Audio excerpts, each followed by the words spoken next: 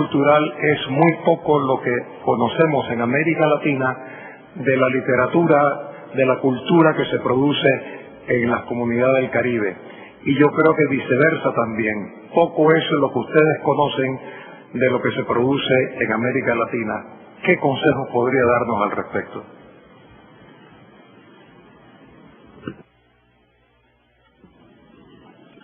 Perhaps it's already in process and has been in process for a while. Casa de las Americas, I think, tries to do that. I think what is needed is obviously an immense amount of translation from the most ordinary level up to the most literary level for the access that translation provides. But all the other things in the arts that manifest themselves, especially verbally, which would be, say, in the theater or musically, and that if it were possible to have a couple of central places in which, whether it's theater or whether it's literature, that we could have access to Spanish-American literature and French-American literature as well. So the thing that you have ahead of you, I'm sure, in your daily work is this problem of multilingual challenges that happen. For us in the Caribbean, I feel a great proximity with Marquez, not because he is Garcia Marquez, but because I feel he's very Caribbean. And I don't read Spanish, but I feel something in him that is so much Caribbean that it's there, and he himself says so. Well, if we can have that kind of exchange that happens even mentally, spiritually, then that's a great thing for unification of our territory, our area. So wherever we can raise it, I think that the cultural influence of things is much more important even than the economic vision that will happen here or there or anything like that. That's what has to be emphasized. Because we start off poor. We're at the bottom, so there's nowhere else to go but up. It's not like being terrified of poverty if you do X or Y. There's a man once at a conference I was attending who claimed that it was a good thing to come from a poor society. And of course he was jeered at because it was an economic conference and that's not a good idea. But what he was saying was essential, that if all you have to depend on virtually are your imagination, your spirit, your virtues, then it's a good thing. If you've given everything, then that's kind of corrupting in a sense, to have everything, to be given everything. So I'm saying that the poverty that we have in this part of the world is something that can be made positive by using the organic material that we have instead of thinking of the technological. Silvia Merega, Minister of Argentina.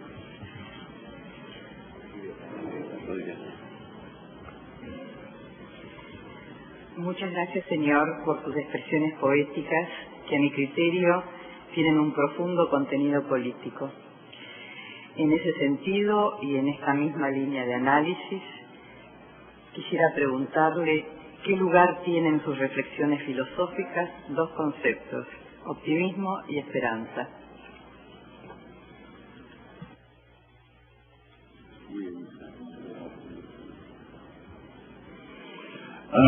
They sound like two parties.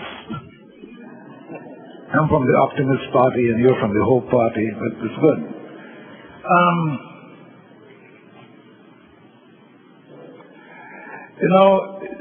To put me up here to answer questions of that nature is going to mean that I'm going to answer questions, or my answers are going to be so square, so cliche, that I'm afraid even to say them. Every undertaking, I think the very simple question is, are people good? My reply to that is yes, people are good. People are good to each other. People help each other. Do nations help each other? Yes, they do. So whether that's optimism or just reality is not so important. I think that in terms of having an optimistic idea about anything, I couldn't be anything else, because there can never be such a thing as a poem of despair. Even a suicidal poem has to be good. Otherwise, it's not a good poem. And the person who commits suicide just after doing a poem is somebody who just tried to create a thing of beauty just before he committed suicide. So it's kind of a contradiction to have despair as a subject of poetry. Now that's nonsense, but it's true. I think my answer is, if I'm on any side, I don't have to be on any side. I take it for granted that the instinct of everyone is altruistic. What kills, what destroys, is separating a man from his instinct to help his brother. In other words, religion does disastrous things. And if religion says that my God is named X and yours is named Y, and therefore we have to kill each other, that's the height of absurdity, obviously. But what we have is absurd conduct. So the division that happens artificially. It is not an instinctual division. Somebody is not born a Nazi. Somebody is made a Nazi. Conditions make these things happen. And we are taught that by people who want X or Y for themselves or for their countries. But my argument about the basic instinct of man, regardless of what other poets have said about man being a wolf to man, that is true. But generally, the attitude of man to man is not that. I think it has always been one of altruism. And what has to be developed in the world is that feeling. Ambassador Maria Tamayo of Bolivia. Muchas gracias. Mr. Walcott, if I may, I'm going to direct myself to you in English. Thank you very much for your brilliant presentation. I think that in the tradition of T.S. Eliot, Robert Frost, and other great American poets and writers, you have given us a great lecture on what it is to deal with conscience and responsibility, as you yourself said. I was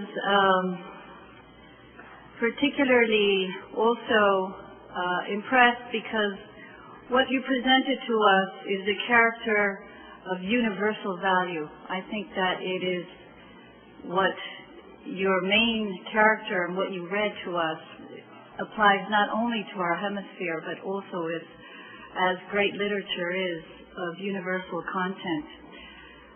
However, I was also actually curious to ask you what you meant when your character says, "Don't hurt the oil and the wine." If you could please expand on that for us for a brief moment. Thank you. Muchas gracias. The quotation, as I said, is from Revelations.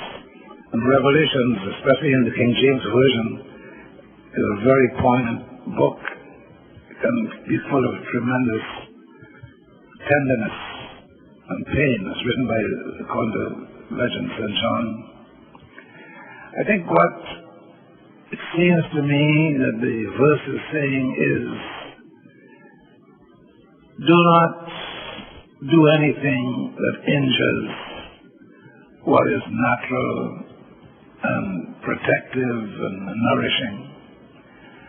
The oil and the wine are the basics which in that culture, in the Eastern culture, Middle Eastern culture, crucial to survival. And not to corrupt it, not to injure it, not to use it, not to overuse it, not to underuse it, is to prevent that kind of evenness that should be there in a rich crop or in a rich harvest. And that the harvest need not be overwhelmingly rich, but that it is good and stable.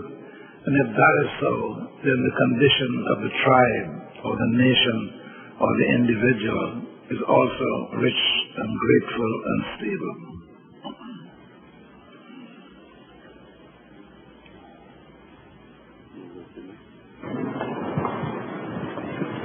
I think it's good to go into the audience. Oh, thank you so much.